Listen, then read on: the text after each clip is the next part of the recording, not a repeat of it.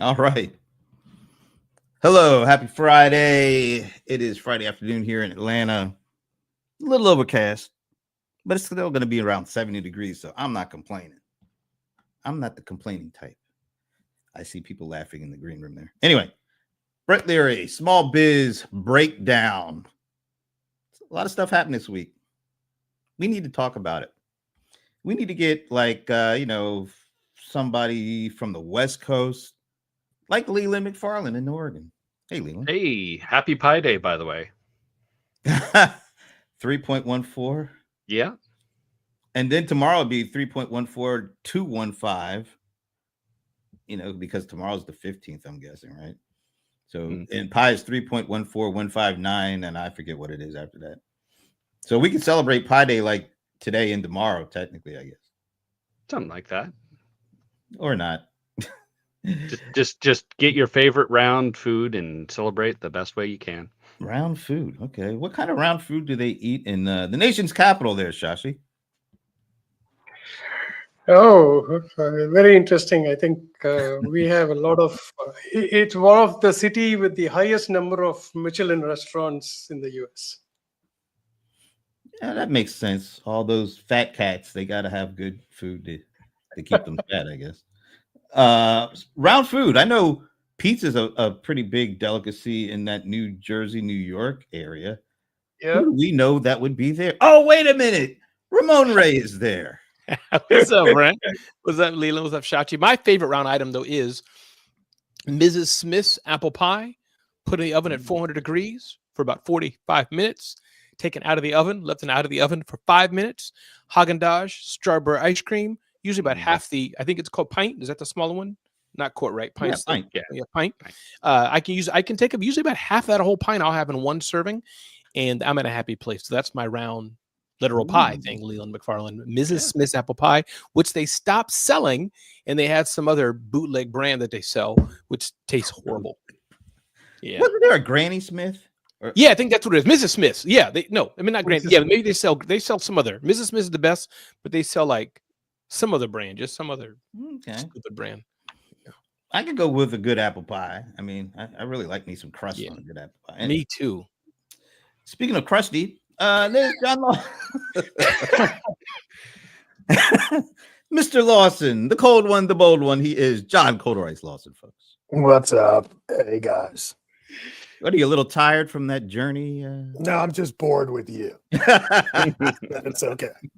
It's so good to see you. Brent is quick on the words, man. I know you're a DJ, Brent, but you ever a rapper as well? I mean, you got that. So, as you can see, let it go. From the disgusting look on Mr. Ice's face, I was just a traditional DJ. I didn't do the rapping, but I could make the wheels of steel talk for me. Stop rolling your head and you're having all that kind of. Anyway, it is the Small Biz Breakdown, and as usual, I like to, start off with a little bit of a question or two, maybe. Wait, do I have the right thing here? Let's see. Let's see what we got here. If I can bring this thing up. So this isn't really this is sort of like a factoid. It's sort of like a continuing weekly question on where are we when it comes to the nation's economy. So NFIB. Anybody know what that stands for? National Federation Independent Business. Yeah, federation.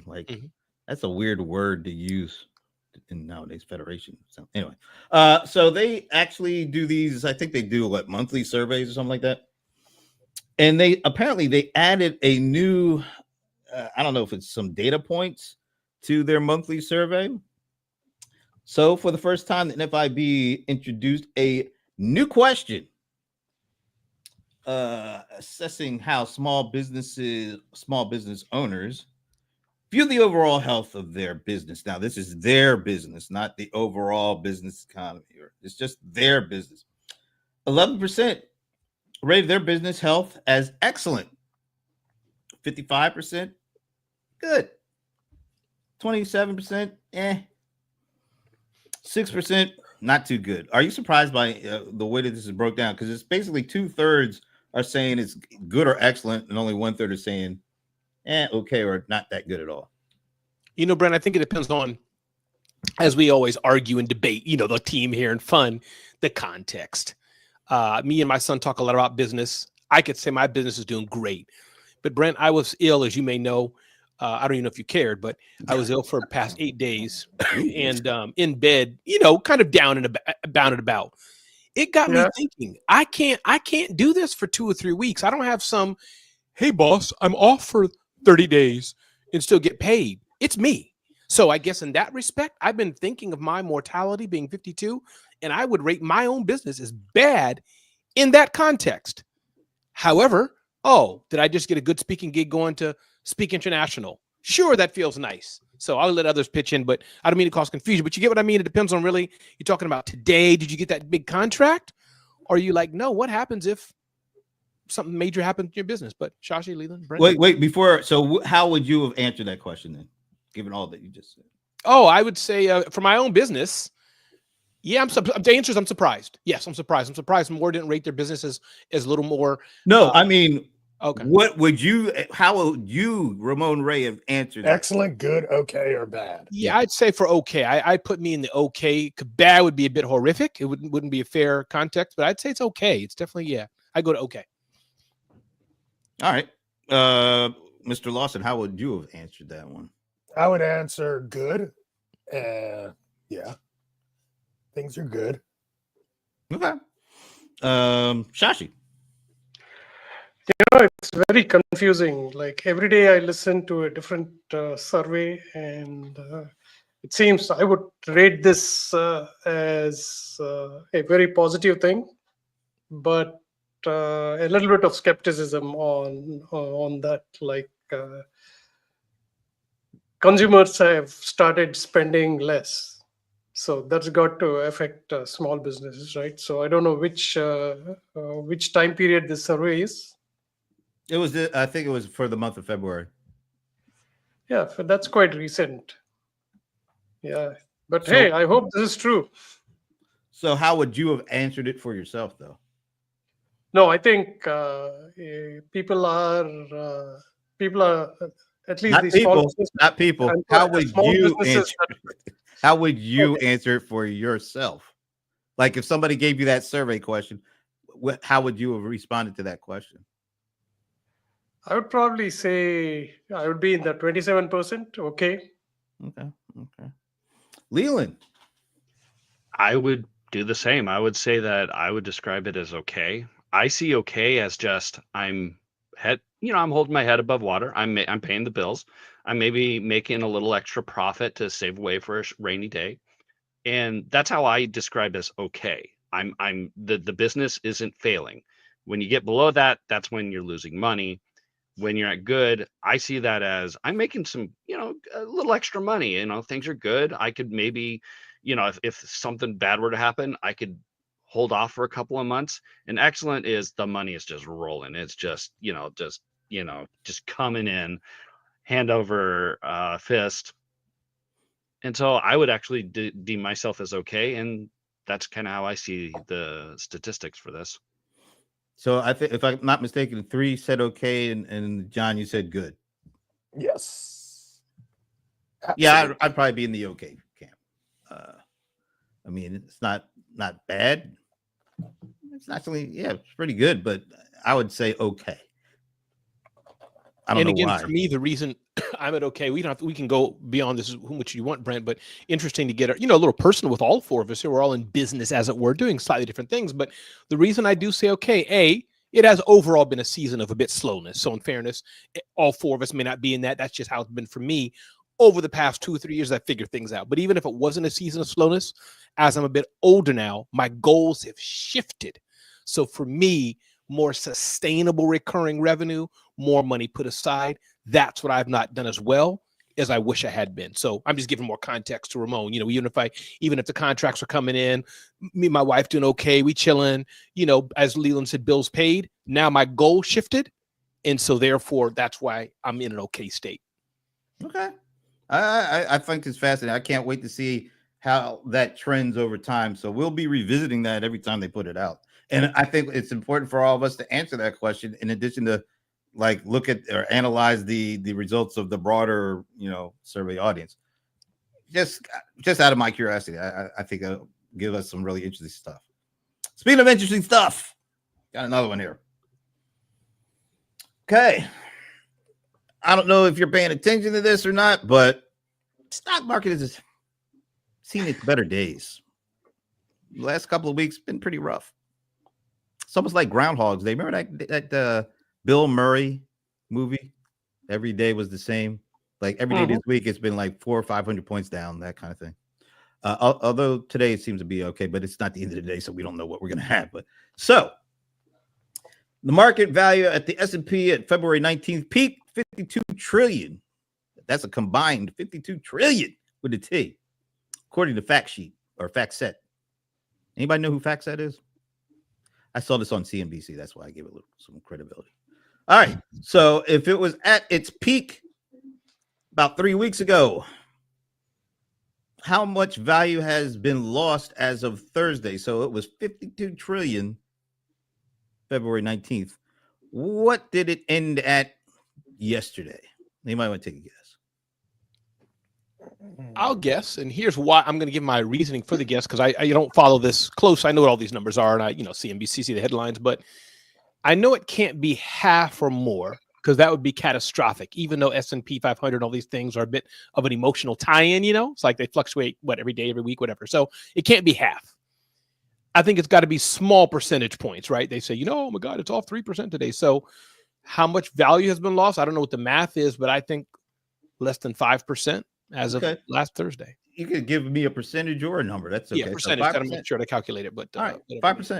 Yeah. Who else? 47 trillion. That is mighty. I tend to think Shashi's over there using some OpenAI stuff over there. Or something. No. That's about a 10% dip. Yeah, I calculated 10%. All right, 10%. Okay, so we got 5% from Ramon. 10% from Shashi. Leland. 8%. All right, you're going 8%. So we got 5, 8, 10. Leland. I'll do 7, right in the middle. Oh, no, even as not here, I'll do 42, right? Yeah. Somebody got to represent her. All right. The actual numbers are 46.78. That's why I was wondering, did Shashi just round up to 47? Not bad, Shashi. So in the span of 3 weeks, he lost about 10%. 5.28%. Yeah, and I think we get a little cavalier when we start throwing around, we only lost 10%. $5.28 trillion. Yeah. We ain't talking about lunch money here. And if you're looking at your 401ks, my 401k personally, because I'm more heavier in tech, it's way more than 10%. Yeah, 10% is correction and 20% is recession. So that puts it in perspective. We're halfway there. In a 3 week span, we were literally at our high 3 weeks ago. But as all of our leaders said, I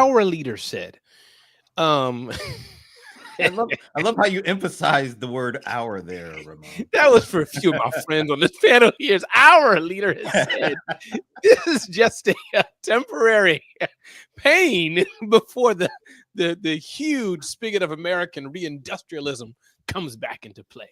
So don't worry, John. Don't worry.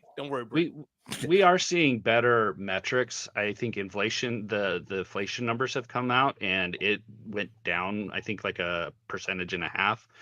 Egg prices have actually started to drop significantly, in part to potential investigations on the egg companies, from what I've been told, including on price fixing potentially.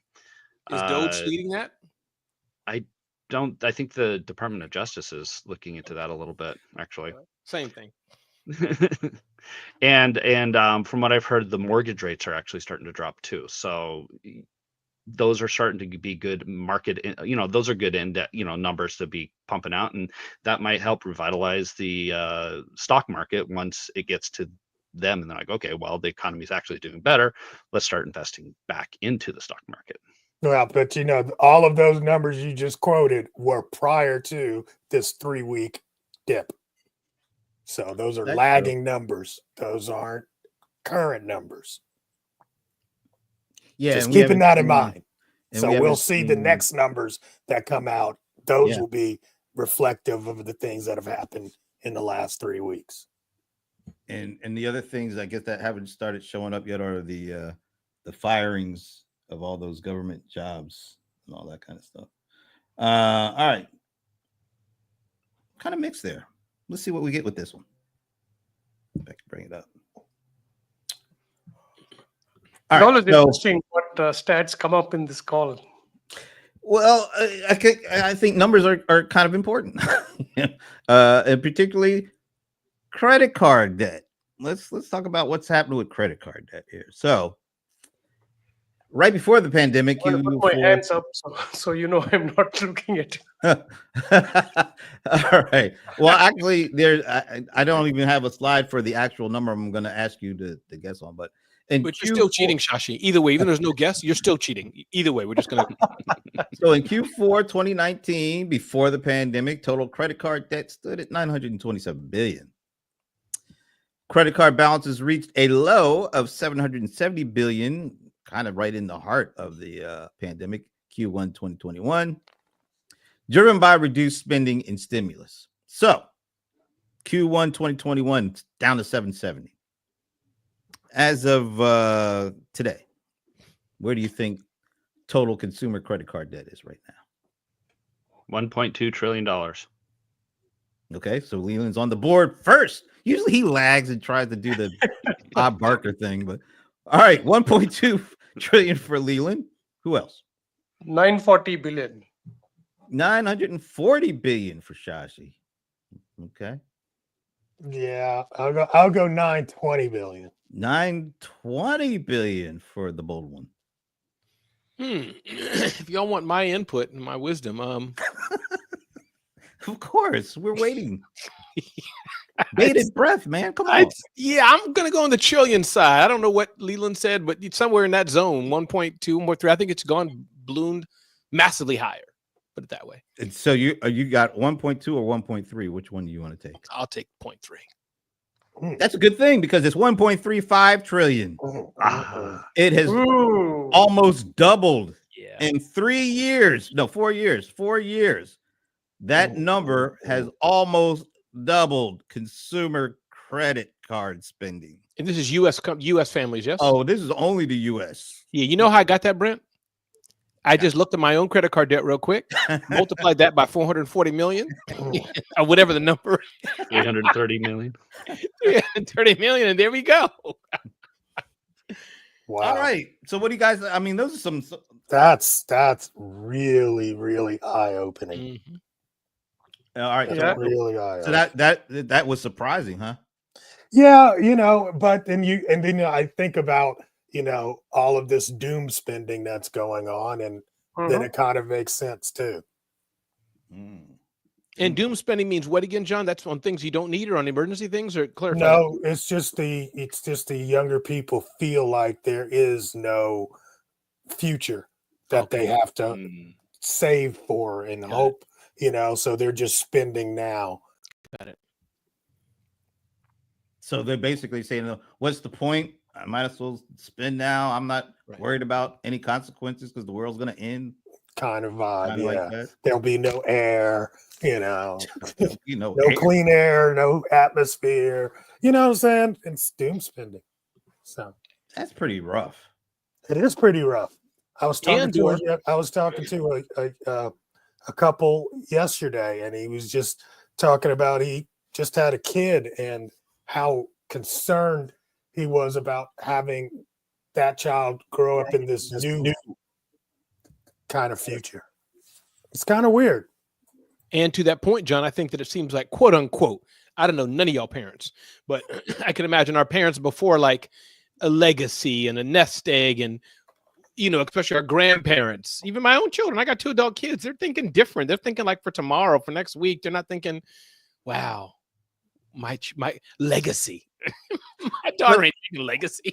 But could it also be a case of, in order to live, they have to have certain things and they don't have the cash, so they have to put it on credit cards now? Yeah, but your parents, grandparents, whatever, Brent, never had that mentality. They didn't have to do it. They just went without. Right. We would live within our means. Yeah, I Yes. think more of this is excessive and impulsive purchasing behavior.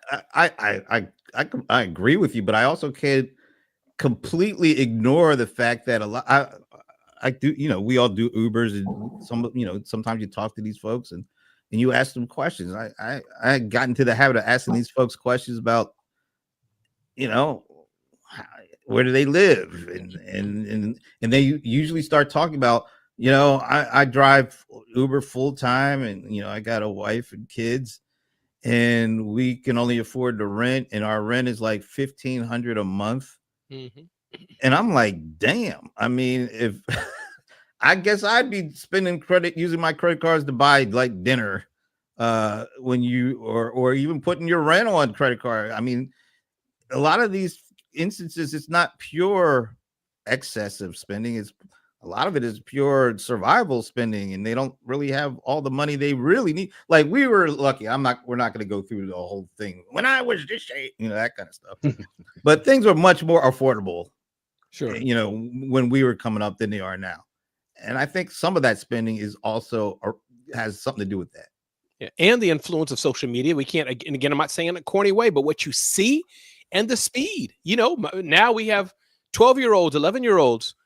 Boop, boop, boop, boop, boop, boop. So, just that whole mindset. Think of Easy Pass. I don't know what y'all call it in your states, but the electronic car payments. I think you may have said this, John, the psychology of it when you don't see it, or somebody smart like that, when you don't see it, you can raise the price. So all this stuff, I don't know if that makes sense what I'm trying to say, Brent, but it's not just the spending, but how it's spent. It's so fast. It's seen. My own credit card debt. It's like, wow, I didn't even realize it was like that, because it's so seamless, so.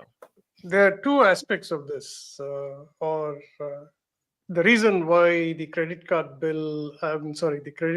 debt is so high. All of you are right.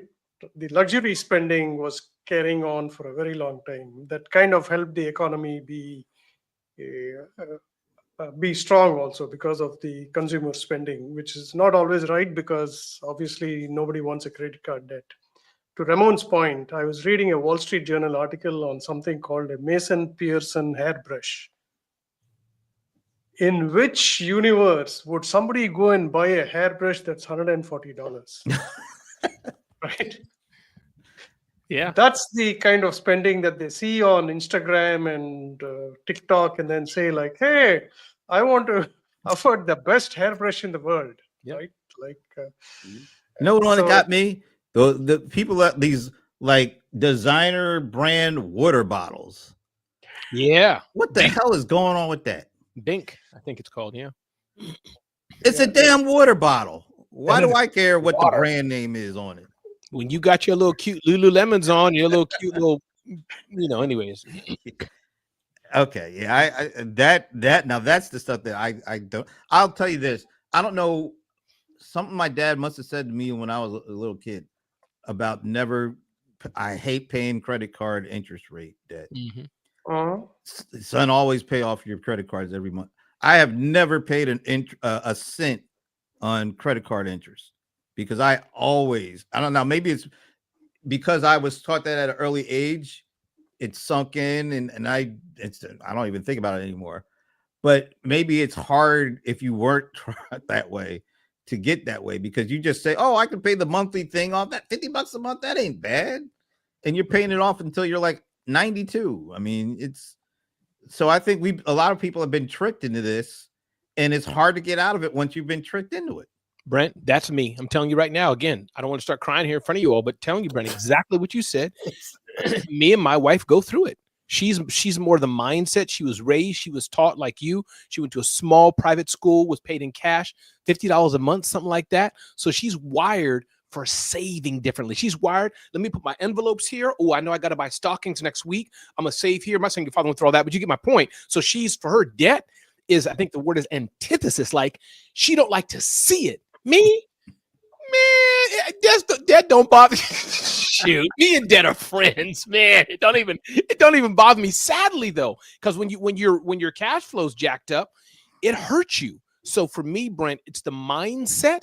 I wish I had that. Saving more, looking at expenses. We can save more with this. I just don't, and I wish I did, but I don't. It's a mindset issue as well, and because I know that what you're going through, because my wife is exactly as you are. So at least you married it. Yeah. There you go. So that's how you acquired that fund. It's helpful on the personal side, I must say. It's just in my business and other things, I'll spend money so fast, not even thinking. I don't see why people don't utilize 0% credit cards more often. So I back when I was first married, wife and I, we had a little bit of credit card debt. It was a couple $1,000s, but it wasn't just something that I could just take my money and just pay it off. I didn't have that kind of capital to be able to just pay off my credit card. So I grabbed 3 0% credit card where they offered all the time, transfer over your debt from one credit card to another. Mhm. We'll charge you 3%, and then you get 0% for 6 months, 18 months, 12 months, whatever it is.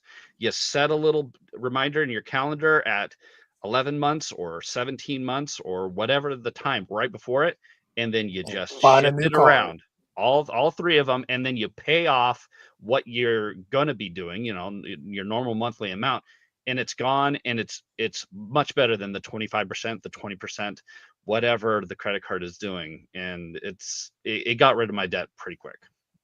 Thank you, Lynn. I should probably be more thoughtful about it. I'm just, but thank you. That's a good point. Yeah, I've used that tactic a number of times before.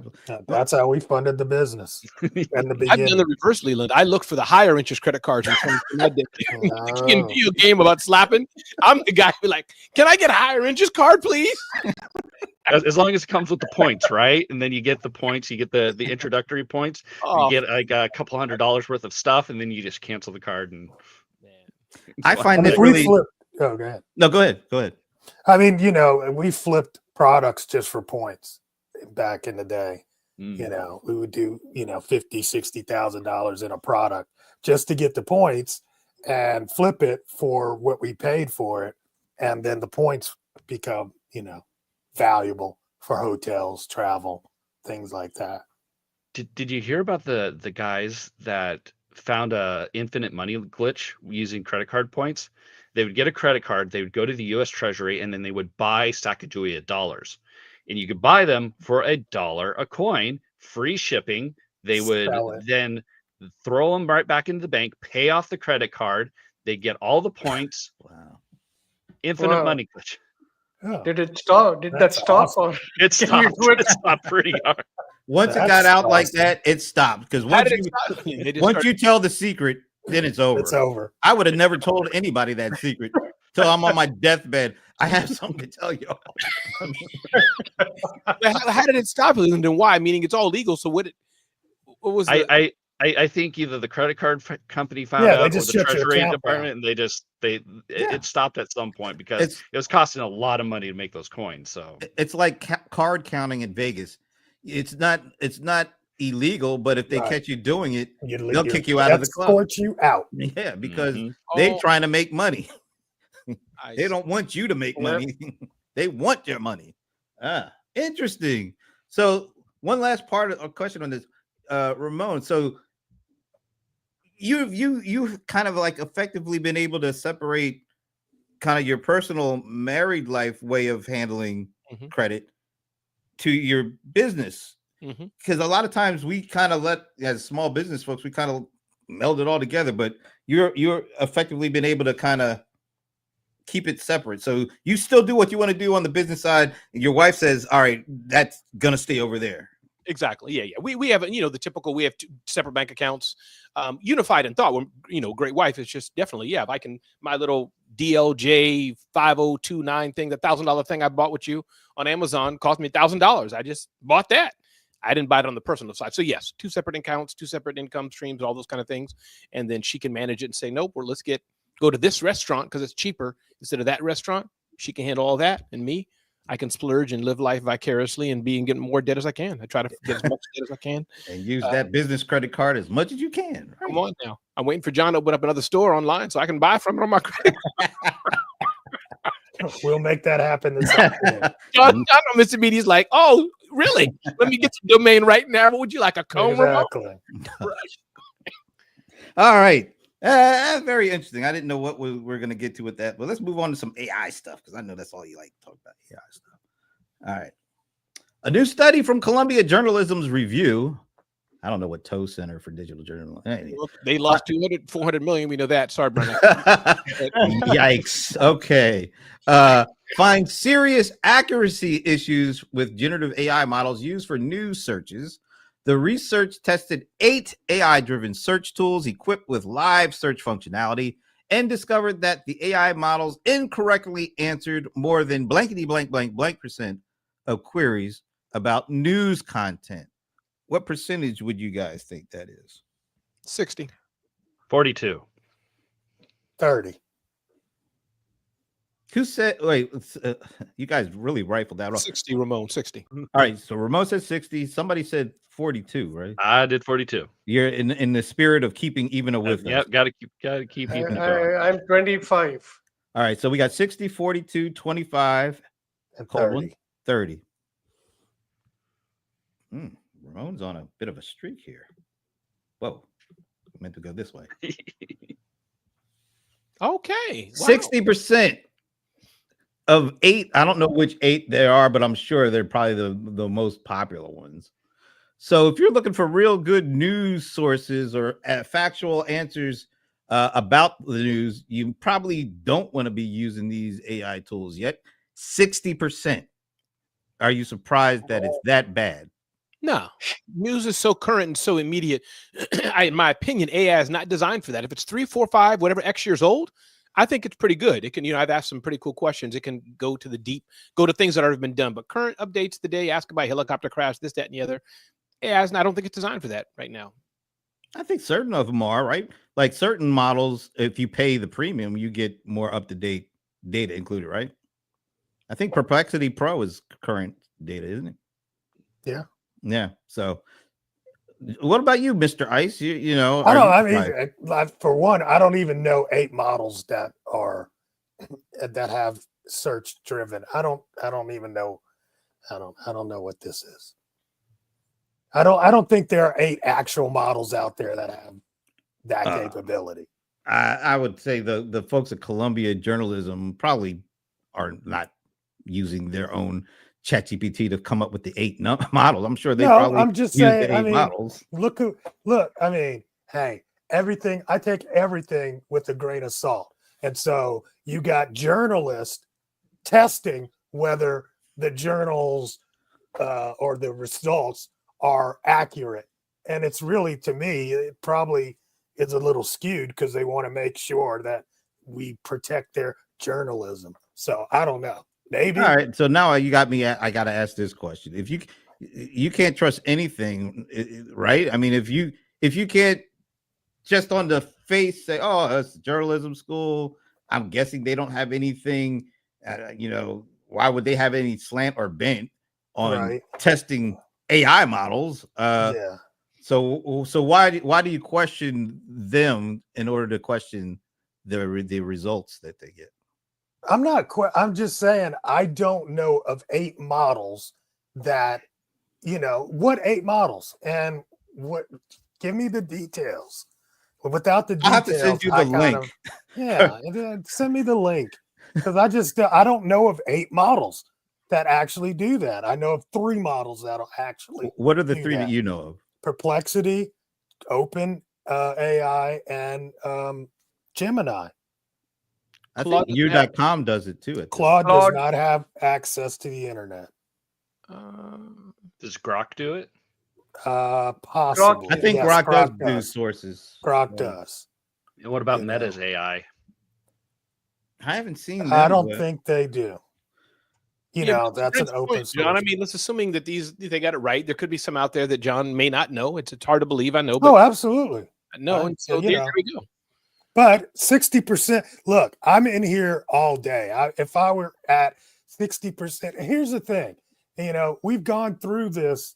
If I hadn't been on the, in the mix it's like all the people that used to say that AI couldn't do copywriting, all the copywriters. Oh, it just, it makes stuff up. It doesn't. And now it's doing great copy. It's always done great copy, but they would say it didn't do great copy because they're protecting their little world. So I definitely think there has to be a little bit of that, because 60%, I mean, people would, that would be something that we would actually see. But John, can you answer how do you read the question? Meaning the sadly, the lives that were lost in, I think, the DC area, the helicopter, military helicopter, and the commercial airline. If I'm understanding it, the question is, or Brent, maybe you should I don't need you to read it again, but we're saying, can AI properly give a daily news summary at the question? Or, because maybe we just need to redefine the question. I said 60% that high because I just found me asking AI about something that happened yesterday, it's just not effective. That's why I went that high. And so I was right. I agree with that. Right. So I think that's all it's saying. I think so forget whether it's the 8 thingamajiggy, 8 modules or not. That's how I answered it, John, if that's helpful. But it just says news searches. So I don't know if that's old news, new I'm news. sure if you want to get the full 10-page write-up, you can get it. They'll provide all that. We just don't have time to go through all that. I'm just. All right. Well, you do that. I'll be back. So what do you think, John? I'm not the one questioning you. No, I'm going to go do that. You do that because I'm like, it's a valid thing. Things that anyway. Okay, let's say that's the key. Yeah. Let's go with this number and say 60% of all news searches are inaccurate. Actually, they said seriously inaccurate, not just a little off, but serious. I don't know. Once again, they'll have to tell you what the definition of serious inaccuracy is, because I don't have their definition, but Yeah. I would love to see like a breakdown per actual AI, because I mean 60% is an amalgamation of all of them. So it's like, how did Perplexity do versus how did OpenAI do? And because or this off-brand, startup company who just came out and is kind of in beta, and that results might actually skew the other AI's results. And so you may have good results from Perplexity, but that company mashed in with that 60% all of a sudden takes it all the way to the 60%. So that's where Leland, that's why the 8 bothers me. Well, I'm sure if they would have said the top 3, we did these top 3 and 60%, then that would be like, really? Well, but guess what they want you to do? They don't want you to just keep guessing and questioning. They want you to go to the link on the thing and say, if you want to learn more about this survey, go here. That's exactly what they want you to do. So don't be beating me up, damn it. Go to the link. I'm not beating you up. Go read the 10-page PDF. I'm sure there's a white paper somewhere. We all have them in our history. Anyway, let's keep going with the AI stuff. And this is ripped from the headlines of Small Biz Trends. I want that Law and Order that sound. Ripped from that'd be really cool if we do that. We probably get sued if we tried that. Anyway, OpenAI introduces new tools for building AI agents. Since this was ripped from the Small Biz Trends headlines, Leland, do you want to fill us in on what this is all about? I haven't read that one yet. Leland, can I just Leland? I know this is our Small Biz show. That's the wrong answer, man. And you're going to say, you know what? What this means for America is that finally average people can build. Okay, so Leland, we're gonna try it again. I love you, Leland. It was eviscerating to me as a public speaker. It's funny, but wrong answer. So if I made Brent, do you mind, Brent? Can you ask him again? Why don't I ask you? Okay, you can show us how it's done. Yeah. Show us how it's done. So, Ramon, could you fill us in on what this is all about? Absolutely. Easy. Listen, AI agents have been around for a short amount of time after, of course, the birth of AI. But AI agents are little discrete bots, discrete agents that help you do specific tasks, and people are afraid that they're going to take their jobs. But here's the point, is that it's not easy for the common person to do. People like John Lawson can do it in their sleep. So where the race is now, even though we're still in a race of AI, we're now in another mini race of who can help create more agents, make it more simple for the average person to do it possibly, and on particular businesses. So the headline of the day is that now OpenAI is joining the race to not only use AI, but now you can create your own agent to do a discrete task on us. Side note, JotForm, just covered them. They have AI agents. Of course, your people at Salesforce doing this. So this is in the realm of fight of who can help people make AI agents better and faster. My name is Ramon Ray, associate friend of Small Biz Trends. Associate friend. I like That was brilliant. That was brilliant. And it rhymed. Associate friend of Small Biz Trends. But Leland, I warn you, what I just said, I made up. Like, I don't know. I'm about to say, I just, it's about TV, it's about 60%. About 60%. That's good enough on live show. No, you got it, Brent. Brent threw it, tossed it to you. So, I'm just messing with you. I didn't mean it, I had to just give you that. But y'all know what I'm saying. Am I right, Shashi and John? Y'all been on TV when the host says, "So Leland, it's raining outside. Should we bring umbrellas?" I don't think it's raining. No, wrong answer. Go YOLO it. Wow. Thank you. We get so many great pieces of information and insight when we're not even expecting it, and we get it. This is some good stuff here. All right, John, what do you think it is? Is this a big deal or not? So, yes, it's a big deal. It's basically they opened the API so that you can start building agents that are able to navigate websites or some of your company files and scan through that. And it's kind of like OpenAI's Operator. So if you've got Pro version and you've used Operator, it's basically you've got API access to Operator, which allows OpenAI to open its own browser and do things autonomously without you having to do it yourself. Shashi.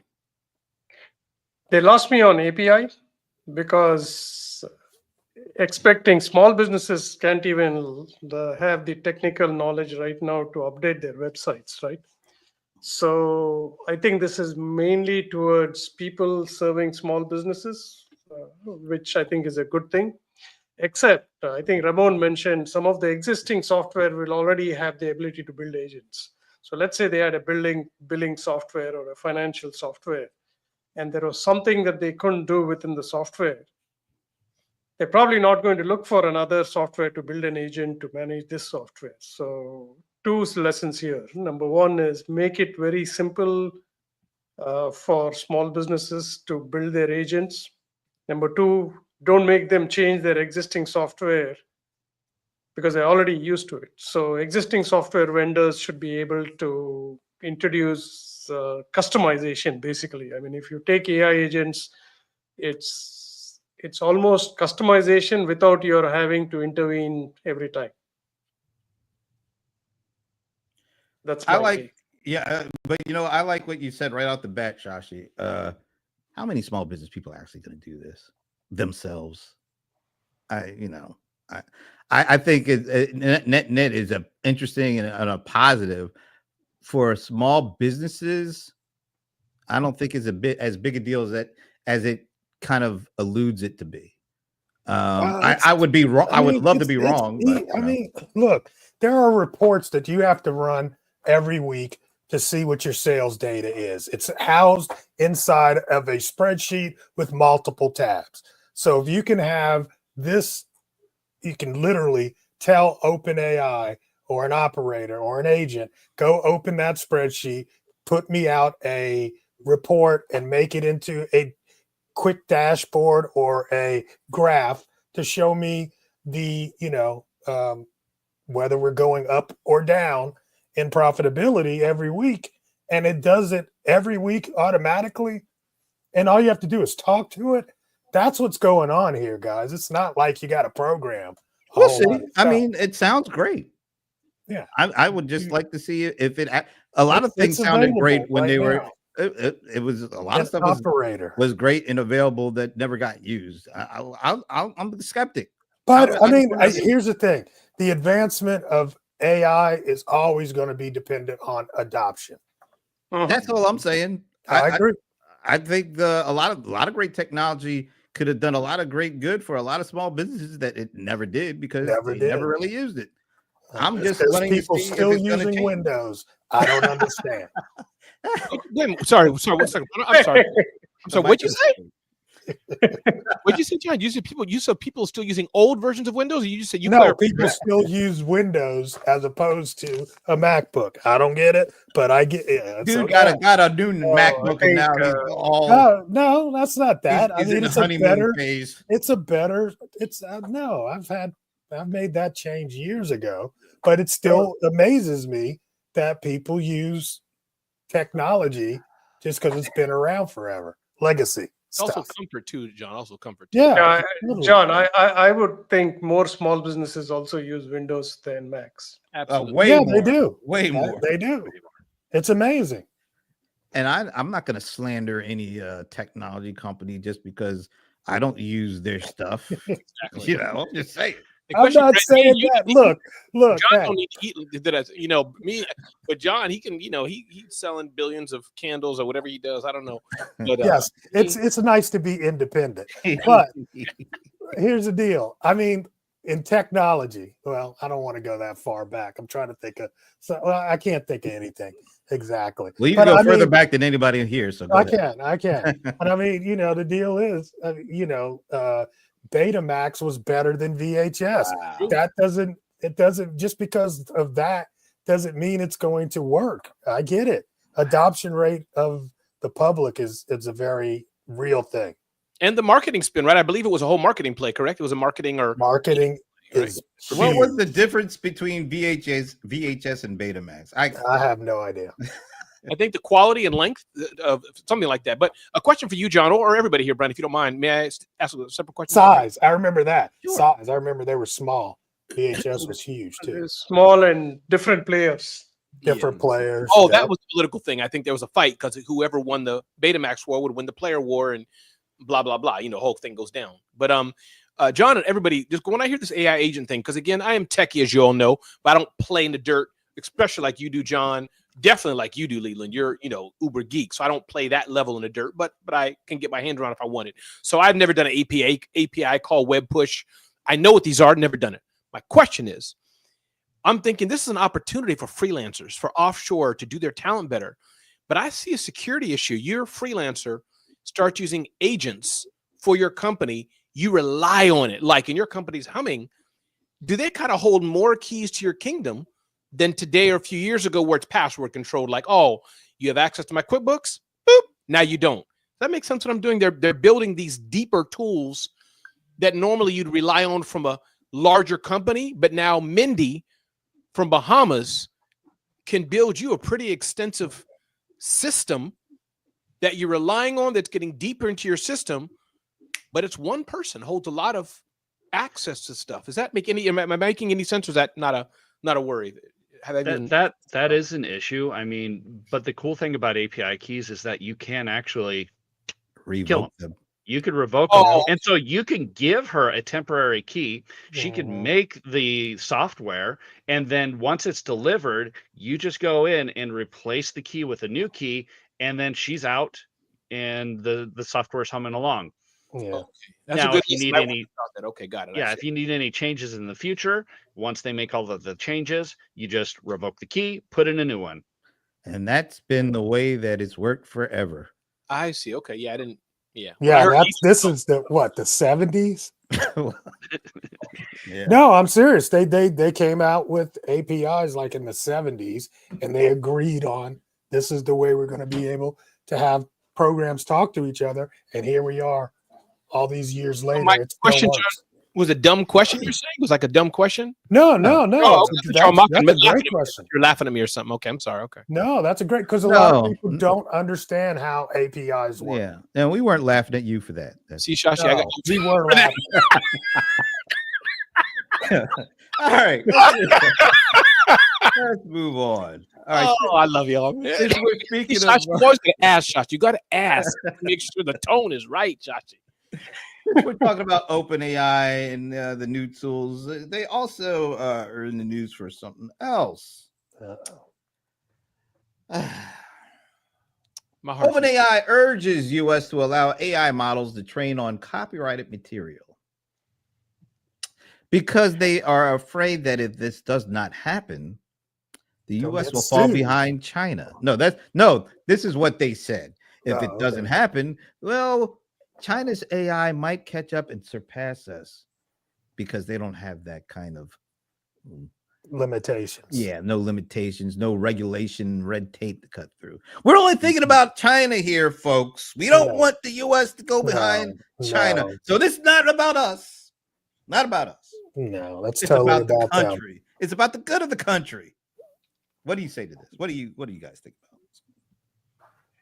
this? It's a valid point. I mean, I'm sorry. I'll just take the other side of the view. It's a valid point. Imagine in 2 years, 6 months, whatever, that bimbo AI is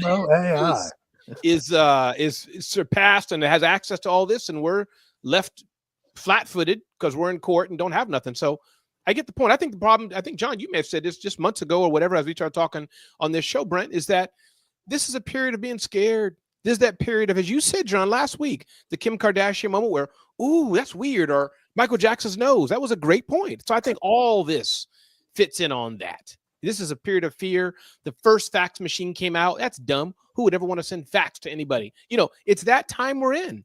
So I think AI is here, and it is a steamroller, which everybody doesn't even know what to do with. Well, I don't think it's an issue of AI being here or not. It's an issue of all that data that is out there, that a lot of it is ours individually. A lot of it is small businesses. Why should any one company leverage that data that we might have created and worked on and all that, but they can use it to train their AI models and none of us actually get a cut? Yeah, is but that fair? Brent, it sounds like the same argument, Brent. Sorry, Sasha. I just want to say it sounds like the same argument. Different case, I know, Brent. But don't take pictures in the stadium. Don't take pictures in the theater. Now we want everybody to. That's all I see it. I see it as the same flow of argument. Or maybe you can take the pictures, just don't upload them to Facebook or Instagram or any social network. Because once you do that, then it's ours. It's fair game. Is that? I think that is a good one, Ramon. Is that the distinction we should be making here? If you No, put it up on it's a change. Platform, we're changing. Yeah. Go ahead, Shashi. It's a change. Well, wait a minute. Before Shashi, what do you mean it's a change? I'm just trying to make sure. I just kind of like what he said about the because I remember going to a concert. Yep. Right, and you couldn't take no photo flash. That's what you used to say on the ticket. You know, you couldn't take any pictures. Right. Today, all they do is take pictures, and artists that didn't want you to take their pictures during their concert before now have capitulated, because if they're not on social media, nobody's buying the ticket to go see the show.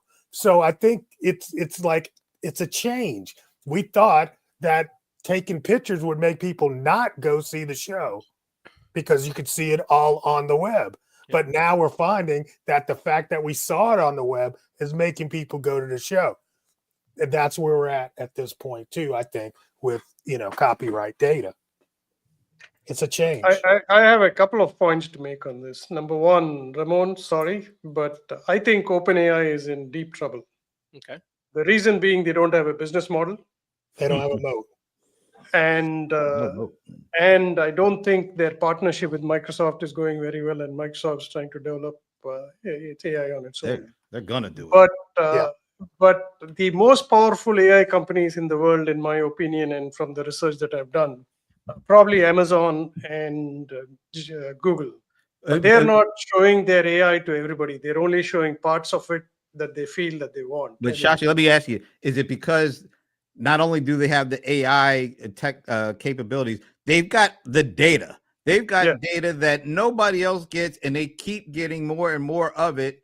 And you marry that with their AI. Matter of fact, I think the data is the most important part of this. That's what the argument is about the data. Yeah, but Amazon actually has data that's from transactions. Google has it from it's not just OpenAI doesn't have its own platform to gather data. They make partnerships with platforms to get access to it. I don't know. But I would say, I'm right with Shashi on that. I would say Amazon, Google, you got to say Meta. They've got all sorts of crazy data, even like, of course, Microsoft and Apple. I mean, the big platforms, they always get it. They have that. Now the problem with OpenAI, they had to do it, right? Otherwise, like, it's almost like a marketing ploy to get 400 million weekly users. But now, how do you make money? Either you tell everybody to pay $4 a month, in which case they're probably doing like, God knows, easily 400 million a month, right?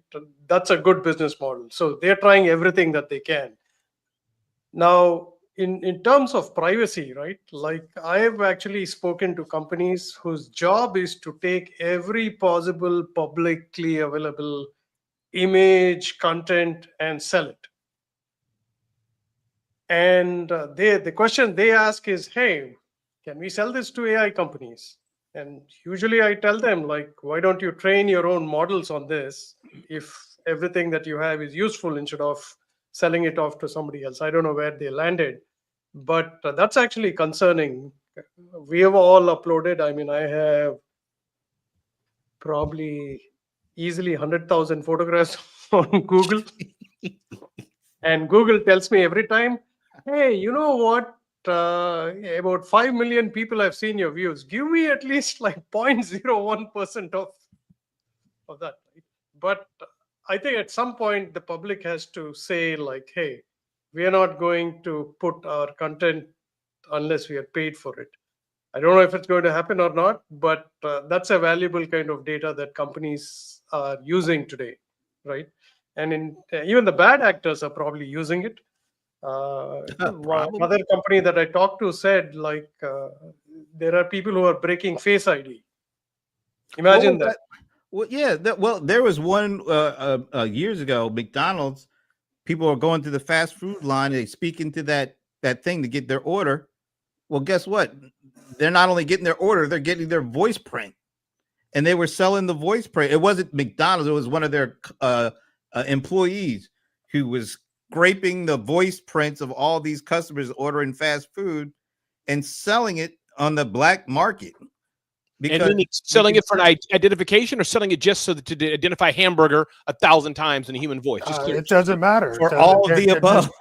They're just selling the data. Matter of fact, you don't know what the people are going to do with the data. Yeah, and that's the point. When you are able to accumulate data, you don't necessarily, you might have a couple of ideas of what to do with it offhand, but as you start using it more and more, oh, wait, we could try doing it with this. Oh, we never thought about trying to use this data for that. Why don't we do that? We could sell it off for that. So it's like, as long as you've got the data, it could be endless possibilities of how you use it. And that's what the Amazons and the Googles and the Metas and all, it's all about the data. I know everybody's talking about the AI stuff, but if you don't have data, what good is the AI? And I think, Shasha, you nailed it. Those are the ones. And OpenAI thought they had a really good start to a relationship with Microsoft, but like you said, Microsoft has the data. They have lots of smart people. They can create the AI now, and they can run the AI on their data cloud services, Azure. So after another year or two, why would they absolutely need OpenAI at that point? Yeah, that's really smart stuff. I think it's really interesting. However, hold on. I mean, you're going to, I just want to go back to the actual post. The post was not about OpenAI. The post was OpenAI bringing it to the forefront, but it was talking about all LLMs being able to be trained with copywritten data. And I do understand. But who does that benefit more? No, I do understand. Okay, I just saying. Because I'm saying they're using our, US based AI versus China based AI. I don't think, maybe it is, but even with US based, Amazon or what'd you say, Microsoft, all these people, if this doesn't open up the floodgates, their AI LLMs are still going to be much less smart than the ones in China because they've got way more access to data. Yeah, I think you're right. That was his reasoning, public reasoning. Right. We all know what the real reasoning is. They're trying to, like Shashi says, they're trying to stay afloat. They're trying to stay relevant. Because, like I said, a couple of years from now, look, if Microsoft pulls the plug on they don't even have a data. They don't even have a place to house data. So But they they're in still trouble. but my need point- that pipeline coming. My point was also that China cannot beat the capability that Google and Amazon have. From Despite just from which perspectives? From data perspective, the data collection perspective, data and collection perspective. definitely not from the technology, because they're always fast followers when it comes to the technology and the innovation. Yeah, China is always, they're not innovating. They're seeing what we're doing and trying to find a way to make it more efficient and cheaper to do. But when's the last time something truly innovative came out of China? Not this that week. What tell me what? Manus. All right, tell me. I don't know. Tell us about Manus. What is it? I mean, go look it up, bro. Well, you're the one that brought it up. I'm asking No, you. man is India. Man is from India. Oh, see, he's saying Manus is from India. Well, the guy that was on it was Chinese. Well, apparently it's not even there. Look, DeepSeek is Chinese. and what did they do? They didn't do anything new. They took what was already out there and did it more efficiently. That's not nothing new. Okay, Brent, is this what you this John is showed like at 5 o'clock today? Is this a little bit, because I have to school him because he talks from these, these platitudes that he doesn't understand. do you wait until I he's have to done, John? Is that what school it is? Or you interrupt him? How does the show flow? I Like, totally interrupt him. got it. And then when he's right, what do you say to him? If he's right, like, what do you say? Like, It only happens rarely, so I give him his props. got it. Are you guys done yet? No, but I have do you see guys? Go ahead. I mean, the first thing I wanted to give a tip to all small businesses is that security is going to be a big thing. So don't click the remember me on any page that you're logging in. All right. Right? And always use two-factor authentication. That's the tip I wanted to All give. right. We already got a final thought there. All right. Hey, Rard. Hey, Rard. It's we're glad that you're here. Thanks for joining us. Yeah, thanks. All right. So we are at the top of the hour. So Leland, you wanted to say something. Well, I was going to say China just they rip off the United States all the time. You know, an influencer comes up with this really cool idea, really unique travel mug or something like that. It's ripped off 10 ways to Sunday the next week in China. And that influencer who came up with this really cool invention, even though it's patented, it's all over Amazon, and Amazon doesn't do jack about it. And so when it comes to AI, China's going to use copyrighted material. They're going to use any data that they can get their hands on. Maybe they're the ones that are buying that McDonald's voice print, to be able to make their AI. They don't care about laws. They're going to do whatever they can to be able to claw up over the United States. And so we've got to do some things to either limit them or help ourselves to be able to make sure that we're not put in the past by them. So would you be thumbs up or thumbs down for the copyright? I mean, we already have Google scraping all of our data and putting it on their page. They're utilizing copyright data. That's a tough one, huh? Yeah, I'm we- saying this is a change in the way we think about copyright. Let's put it like this. If Don't you wanna think change. you have something that you can make money off of, then the answer is, I don't want them to be able to use it. Yeah, when I think of my book, one of the best-selling books in the world, Celebrity CEO. I mean, it's better than any of the recent AI books out there. Better, it's just amazing. Better than any kick-ass conversation. It's amazing. So, Celebrity CEO. Point is, no, I can't even finish my sentence. But I would be disappointed. Seriously, Brent, thinking of that, thinking of AI, I'm a small business. But yeah, because I was thinking, who cares or who would want to be paid? Would my wife want her putting photos and all that? Let's leave out public stuff like that in exchange for using X service for free. All the stuff that Zoho talks about, right? Privacy stuff. I think we can bucket that out. But I'm thinking, for my book, yeah. Have you checked to see if it's on there? Was that? Have you checked to see if your book is in there? No, I don't even know how to check it. But I'll do a search for it. Yeah. Well, Try it. Amazon I bet you it's already in there. Probably. But Yeah. Amazon does own the top searches. And another side point, Google Books. I think Google Echo, whatever. One of the services, when I say who is Ramon Ray, it gets my older books back. But so yeah, that's. And Leland, I had a tip for you. I think you should come out with, to the Shashi's point about security, the top 20 passwords to use for your business, like a list of the top passwords that people should use to protect their business. And just ask ChatGPT what those are, and Yeah, 60% of them will be wrong, but that's okay. All right, this has been a fun one. it has. And unfortunately, we missed Ivana, but we are hopeful that she'll be able to join us again next week. So, Shashi, you already sound like you gave us your final parting thought there. So, Ramon.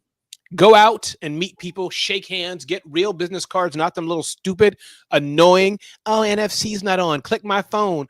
Get a real freaking business card with a real face on it with big enough copy that I can read, not cursive writing, 0.8 font, and tell me to contact you. Not gonna work. Get out and meet people. And he even got down to the font level. I mean, he's really fired up here. All right, Mr. Bold, Mr. Cold. Go have fun. after the Ramon rant, then it was like, yeah, that's we love go it. Have some we fun. love it. Go have fun. Leland. Enjoy today. Get a nice good pizza pie with some pepperonis, circles and circles, with a nice Boston, like a good apple pie with some ice cream on it, and just enjoy all that is pie. Matter of fact, go watch American Pie 1, 2, and 3, or Life of Pi. Or Life of Pi. There you go. There's lots of pie going on. My parting thought is, what, Shashi, you got something? One correction. I misunderstood Manus as a Indian company, but it's actually a Chinese company. I must have. Oh God, got he's confused right. with something else. Yeah. Yeah. My bad I parting. wasn't gonna go back and forth with him. My last parting thought is disregard what Shashi just said.